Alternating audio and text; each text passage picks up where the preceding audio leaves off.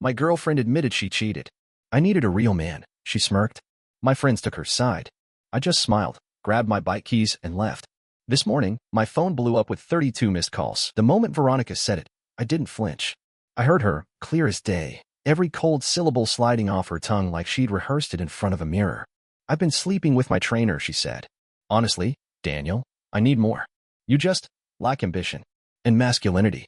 There was a smirk curling at the edge of her lips. She was watching me closely, waiting for the explosion. Maybe a slammed door or a shattered glass.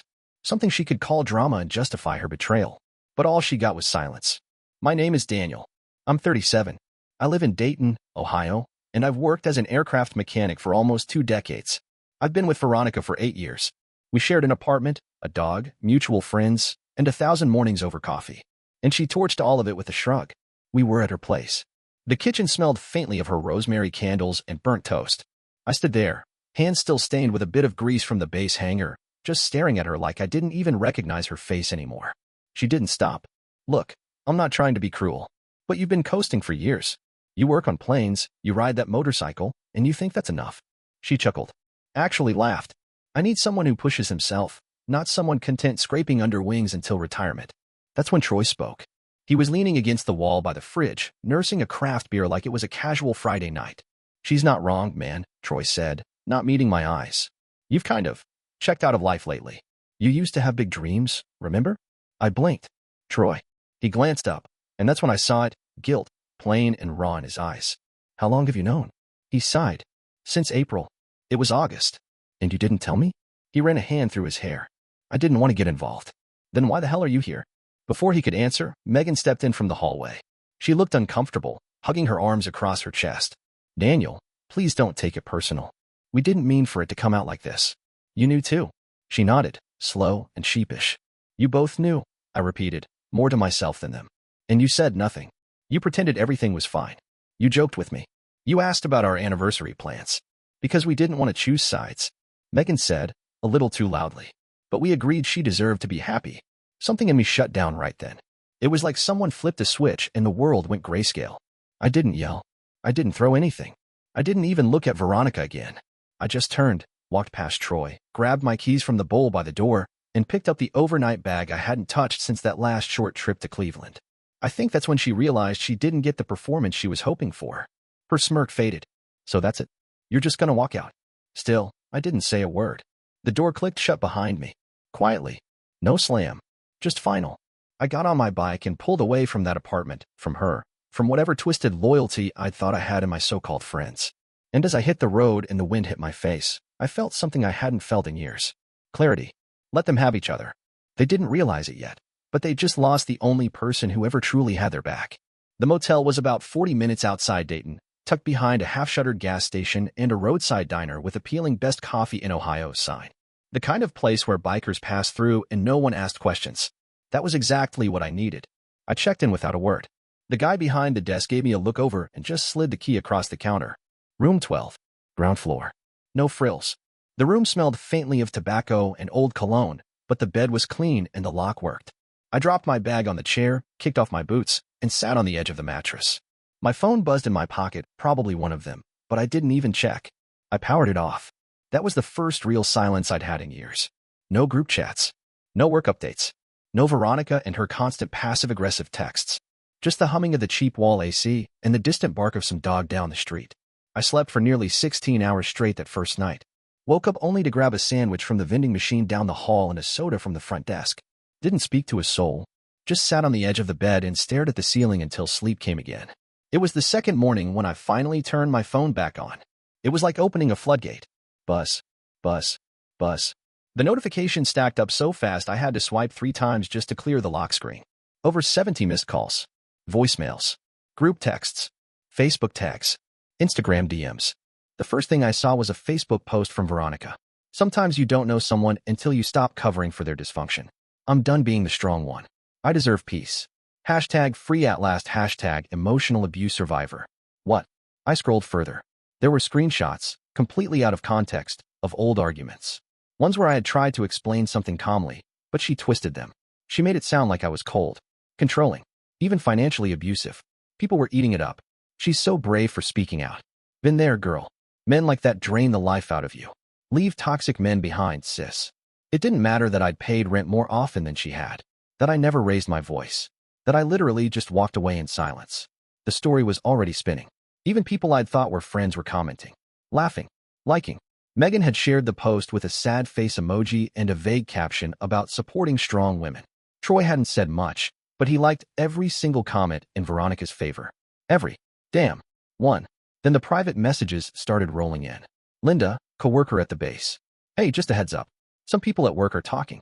Someone shared a screenshot of Veronica's post in the hangar Slack. They're saying stuff. You okay? That one hit me the hardest. The base was my sanctuary, my routine, my escape. I kept my head down, did my job, got praised for being efficient and thorough. I'd earned my spot. Now people were whispering there too. I called Linda. She picked up on the first ring. Daniel, she said, voice low, like she was hiding in a break room. I'm sorry. I didn't know it was this bad. It's not, I said, my voice dry. At least not the way she's saying. I figured. But you know how people are. The story with the most drama gets the most attention. Look, I'm not saying I believe her, okay? I just want you to be careful. HR asked me today if I've noticed anything unstable about you lately. I sat back, stunned. What? Exactly. I told them no, of course. But they're sniffing around. You need to be ready. I thanked her and hung up. For a while, I just sat there. Phone in my lap. Room buzzing with static. Veronica didn't just cheat on me. She lit my life on fire on her way out the door and called herself the victim. And people believed her. That kind of betrayal? It doesn't just hurt. It erodes you. Makes you question everything. Every word. Every glance. Every late night where you thought you were building something real. I tossed the phone onto the pillow beside me and stared at the ceiling again. I wasn't going back. Not to her. Not to those friends. Not to the version of my life that let this happen while I wasn't even paying attention. Let them believe what they want. The truth had no spotlight yet. But it was coming. 2 days later, I drove out to the old storage unit Veronica and I used to share. It was one of those concrete mazes on the edge of town, rows and rows of rust-colored doors with little brass numbers. Ours was number 217. We hadn't used it much in the last year, but a few of my toolboxes and an old parts cabinet were still in there. The air was muggy, thick with the kind of late summer heat that makes your shirt cling to your back. I pulled the door up with a screech and stepped inside, squinting into the dim light. Dust. Metal shelves. The faint scent of WD-40 and dried-out cardboard. I wasn't expecting anyone. I sure as hell wasn't expecting Sasha. Daniel.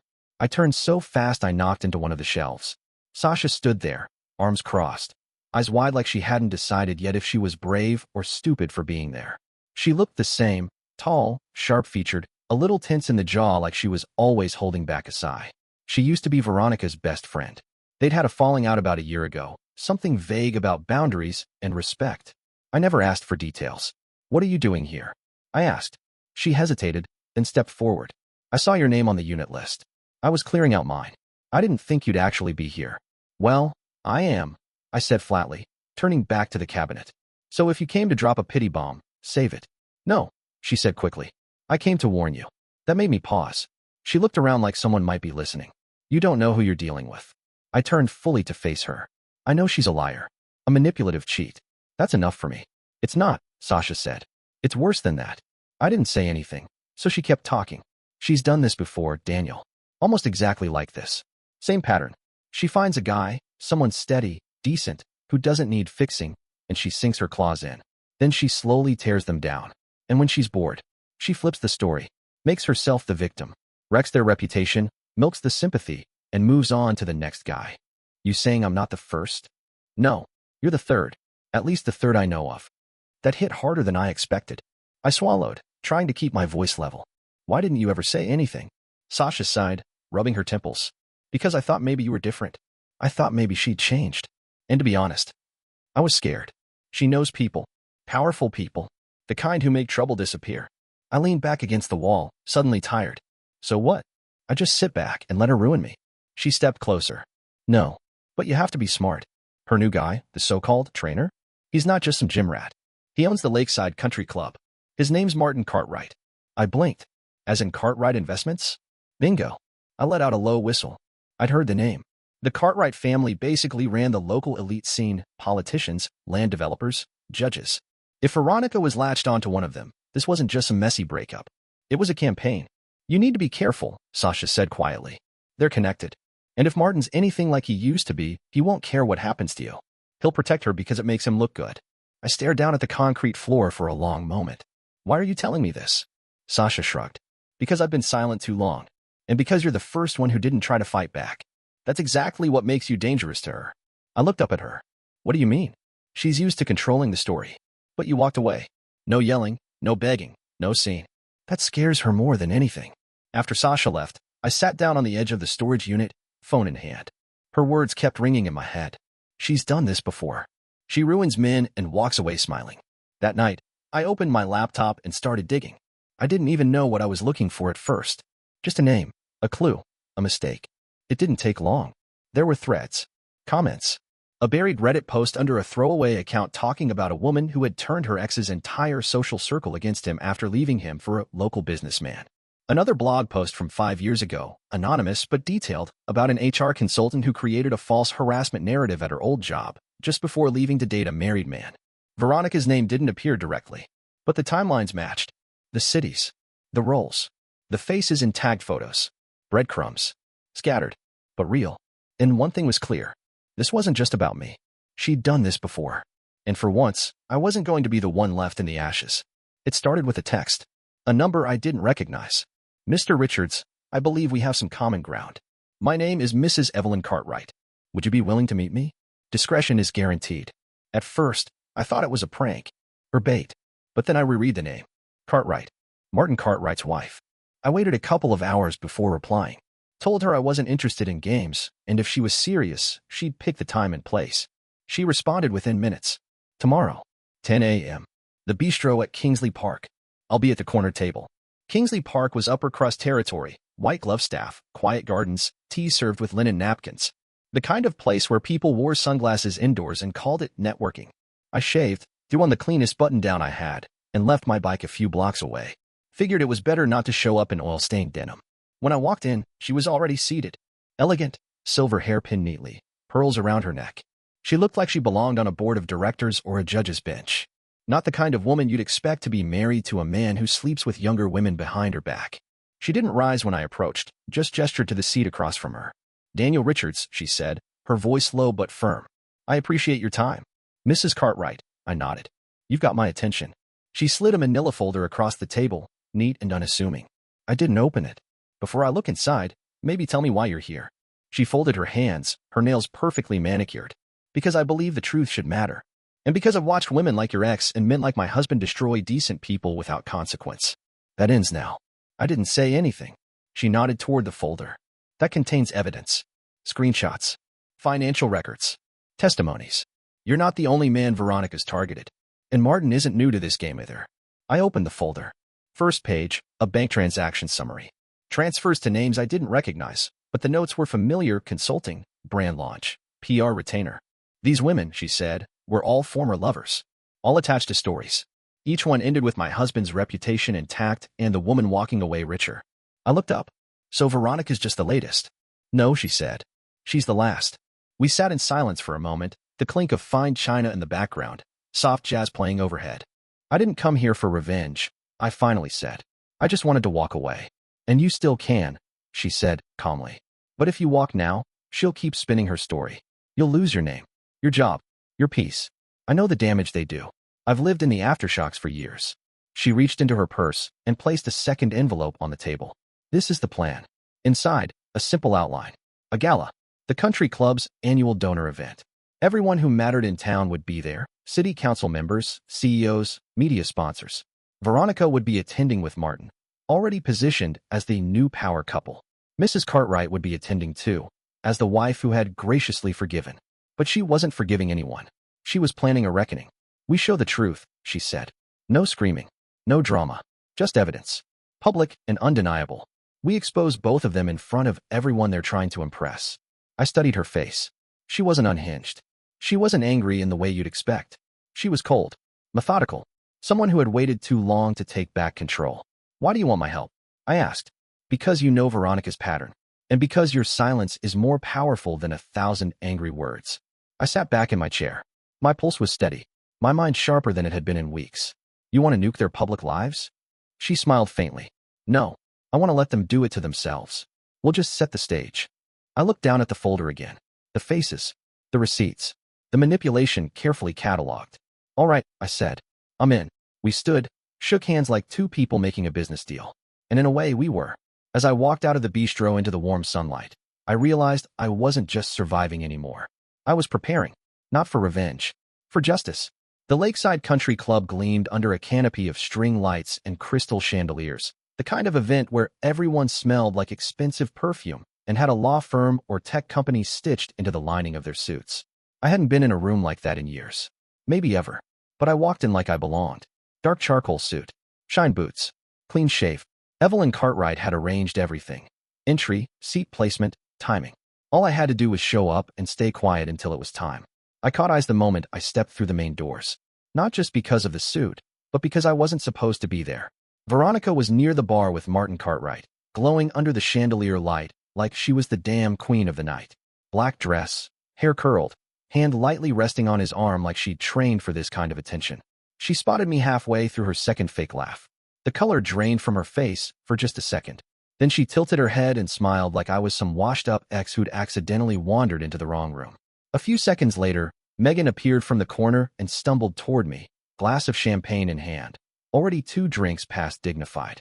Oh my God, she slurred, bumping into a server. You seriously came? Nice to see you too, Megan. Her eyes darted behind me. You shouldn't be here, Daniel. This is a private event. You mean a public fundraiser hosted by a nonprofit? With an open guest list. She scowled. You're just trying to make a scene. This is exactly what Veronica said you'd do. I'm not here to talk to you, I said.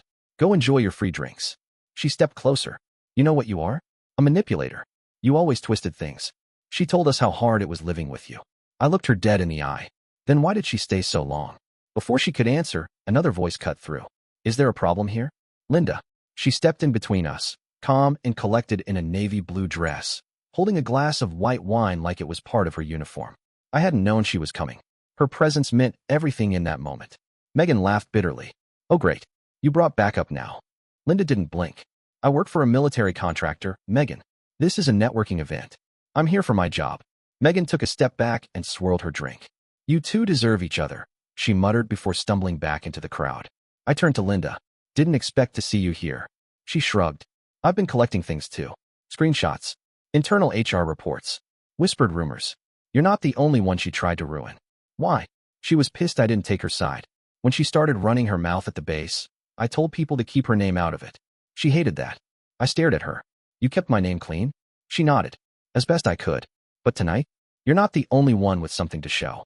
Across the room, Evelyn Cartwright entered like a lawyer walking into closing arguments.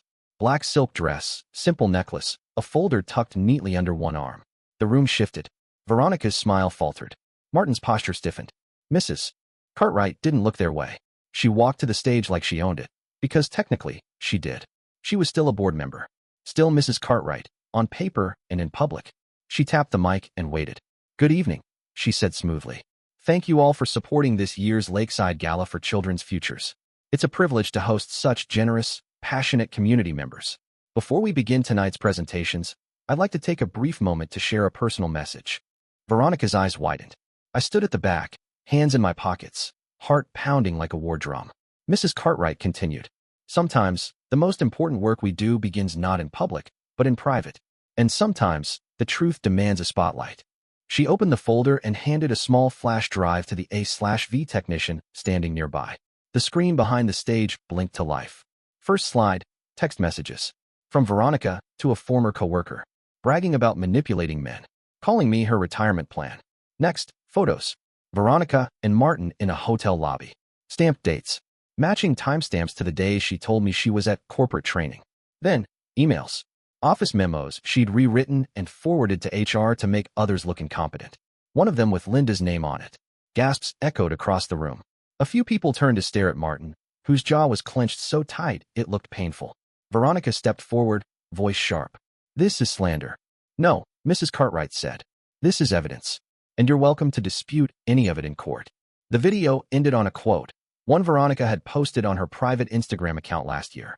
Control the narrative, control the outcome. Dead silence. Then, a slow ripple as guests started pulling away. Literal steps backward. Quiet muttering. People checking their phones, whispering to one another. Veronica stood there, stunned, blinking fast like she still couldn't believe any of this was real. Martin stepped aside, literally stepped away from her. No, no, don't you dare, she started, reaching for his arm. He turned to her, face pale. We're done. Don't contact me again. Then he walked out. Just like that. Linda leaned over to me and whispered, that went better than expected. I nodded once. She still thinks she can spin it. And sure enough, Veronica stepped forward to the mic. This is all taken out of context, she began. It's a personal attack orchestrated by a bitter man and a resentful wife. None of this reflects who I am now. A woman in the audience raised her hand. Did you write those texts or not? Veronica hesitated. It was a different time. I was under stress. Did you have a relationship with a married man? Another voice. Did you lie about your coworkers? Did you take money from your ex under false pretenses? Questions. Demands. And not one friendly voice rose to her defense. Even Megan, now sobering up in the corner, stayed seated. Veronica looked out over the crowd. And for the first time since I'd known her, she looked small. The lies weren't working anymore. The charm had cracked. And all that remained was a woman exposed for who she truly was. Right there in front of the very people she'd tried to impress. I didn't say a word. I just watched. Quiet. Still. The truth didn't need a voice tonight. It had already spoken. The next few minutes unfolded like a slow-motion demolition. As soon as Mrs. Cartwright stepped down from the stage, a uniformed man in a gray blazer, quiet and expressionless, approached Martin Cartwright at the edge of the ballroom. He didn't even speak, just handed him a slim envelope and walked away. Martin's face went slack. He didn't open it. He didn't have to. Veronica saw it too. What is that? She demanded, stepping toward him. He didn't answer. He just glanced at her once, like he was seeing her for the first time without the filter of charm or desire. Evelyn's filing for divorce, he muttered. And she brought lawyers. Veronica's eyes widened. Wait, what? Martin, this is a hit job. You're just going to let her ruin you. No, he said, finally opening the envelope and pulling out the documents. You already did that. He turned and left. Didn't storm out. Just walked away, slow and quiet. The sound of his shoes on the polished floor might as well have been gunshots. Veronica followed a few steps, then stopped. She looked around. People were turning away from her, one by one. Guests, donors, business associates. Everyone who had once smiled at her, reposted her filtered selfies, called her glamorous or fierce, gone. They wouldn't even meet her eyes. I stood near the back of the room, still sipping from the same whiskey I'd been nursing for an hour. I didn't move, didn't speak. She saw me, and something in her cracked. You, she spat, pointing at me like a woman clinging to the last thread of control. You did this. You smug, spineless. Veronica, came a familiar voice. It was Sasha. She'd slipped in during the chaos, quiet in the corner, arms crossed. She looked different, calmer, stronger. Veronica turned, startled. You have a nerve to show your face? Sasha didn't flinch. I warned you once. You didn't listen. You betrayed me. No, Sasha said. You betrayed everyone who ever trusted you. And I'm done staying silent. Then, in a move no one expected, Sasha stepped forward and turned to the crowd. Her voice was shaky at first, but it steadied. I helped her once, she said. Years ago, when she did the same thing to someone else. I knew what she was capable of, and I still kept quiet. I regret that. I regret every lie I let her spread. Veronica's face twisted. You self-righteous little. I'm sorry, Sasha said, ignoring her. She looked at me. I'm sorry, Daniel. I should have warned you sooner. I nodded once. That was enough. Veronica's breathing turned shallow. Her fists clenched. The room kept drifting farther and farther from her, like the floor was tilting and she was sliding off the edge. Megan tried to sneak out through the side hall.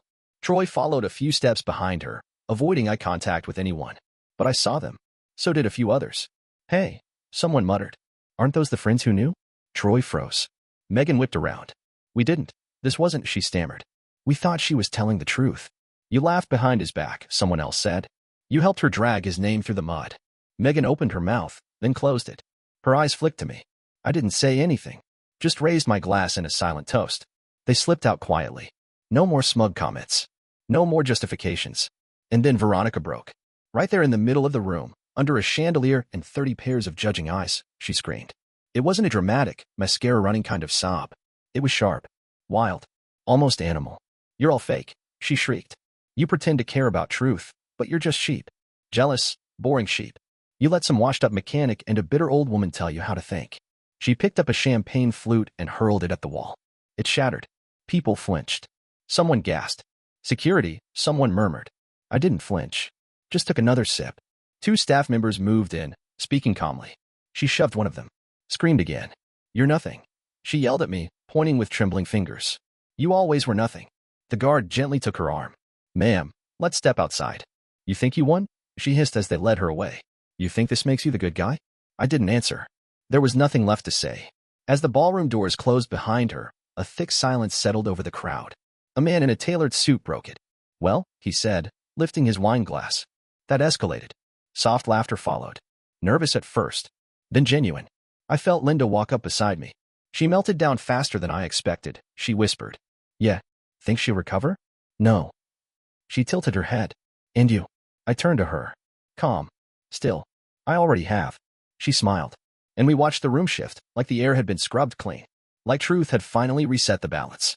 Veronica was gone. And this time, there were no more masks to hide behind. I didn't expect the apologies. Not really. But by the next morning, my inbox was full of them. Some short, some rambling. Most hollow. Megan messaged first.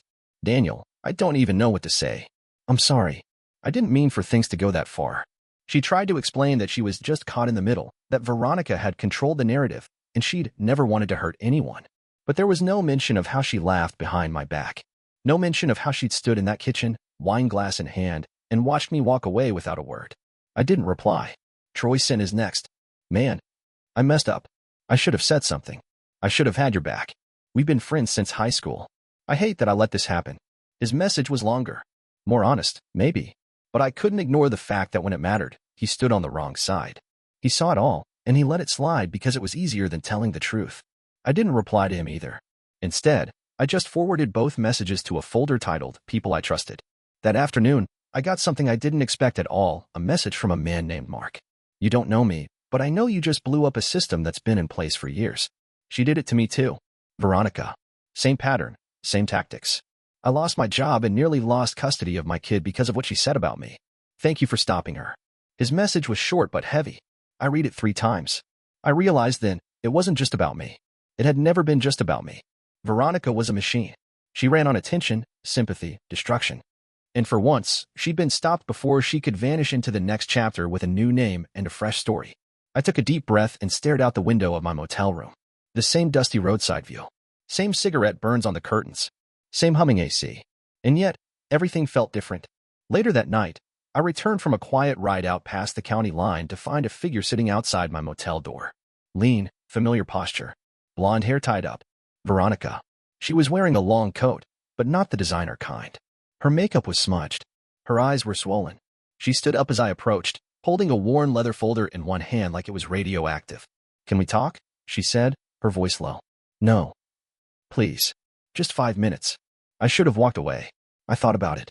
But curiosity got the better of me. I unlocked the door, stepped inside, and left it open behind me. She followed. She stood awkwardly in the middle of the room, shifting on her heels. You really destroyed everything. No, I said, sitting on the edge of the bed. You did. She bit her lip. I didn't come to fight. I brought something. She placed the folder on the table. Opened it. Inside, papers, printed emails, text screenshots, a few photocopies of old financial documents. What is this? I asked. She looked away. Blackmail. Or at least, it could be. Stuff I collected over the years. Things about you. Some about Troy. Even Linda. I was going to use it if I had to. Then why show me now? She sniffed and sat down slowly across from me. Because it's over. And I thought, maybe you'd help me. I stared at her. You want me to help you? Her eyes flicked up to mine. It's all falling apart. Martin froze everything. Evelyn's lawyers are coming after me. I have nothing. No money. No friends. Just this crap. She gestured to the folder. I thought maybe you could use it. Or maybe not use it. If you just talk to someone. Smooth some things over. I stood. Walked over. Picked up the folder. Took out my phone. Snapped photos of every single page. Every screenshot. Every lie she thought she could still control. Then I closed it. Handed it back to her. Keep it, I said. You'll need it when the subpoenas start rolling in. Her face twisted. You don't have to do this. You already did it. She stood, clutching the folder to her chest like it was the only thing holding her together. You think you won, but you didn't. People forget. People move on. I'll rebuild. Good, I said, opening the door. Start somewhere far from here. She walked past me, silent now. Her shoes scuffed the concrete. I watched her go until she turned the corner and disappeared into the night. For a moment, the air was still. Then I closed the door. Locked it. Sat down. Exhaled. It was done. The storm was over. And this time, I hadn't been swept under. She tried to make me the villain, the broken man, the abuser. But all she'd done was show everyone exactly who she was, loudly and with witnesses. And when she tried to play one last card, I took it from her hands and let her burn it herself. Veronica vanished from social media almost overnight. The once daily posts of filtered lattes, gym mirror selfies, and vague inspirational quotes dried up. Her Instagram was deactivated. Her LinkedIn quietly went blank. The Twitter account she used to argue with strangers on? Gone. Word got around that she'd moved out of state. Someone said she went back home to Indiana. Family pressure, they whispered. Needed to get out of town. But no one really cared. She'd burned too many bridges, and the ashes were still smoldering. As for me, I stayed in that motel for another couple weeks. Long enough to catch my breath. Long enough to let the noise die down. Then one morning, I rode into town, stopped at a diner for coffee, and saw a flyer on a bulletin board advertising a small garage apartment behind a retired couple's home. 2 rooms, decent rent, private entrance, 10 minutes from the airbase. It was perfect. I signed the lease the next day. Nothing fancy, just a little kitchen, a couch, a bed with a squeaky frame. But it was mine. Quiet, clean, and far from the chaos of my old life. Back at work, things had settled. Linda made sure the truth traveled where it needed to go. The rumors died quickly once the facts came out. A few coworkers gave me nods in passing. No drama, just silent support. I preferred it that way. 3 weeks after the gala, my supervisor called me into his office. "You've been here, what, 9 years?" he said, flipping through a file. 10 in March. He nodded. "We've been reviewing roles. Realigning some teams. We want you to take over as lead aircraft engineer." I blinked. "Seriously? You've earned it," he said. "You work hard. You don't start crap. You fix problems. That's what leadership looks like around here." I accepted without hesitation. That night, I stood in my new apartment holding a cold beer, staring out the small window as traffic passed quietly down the street. I didn't say a word, just smiled. 2 days later, a package arrived. No return address. Just a small, rectangular box wrapped in brown paper.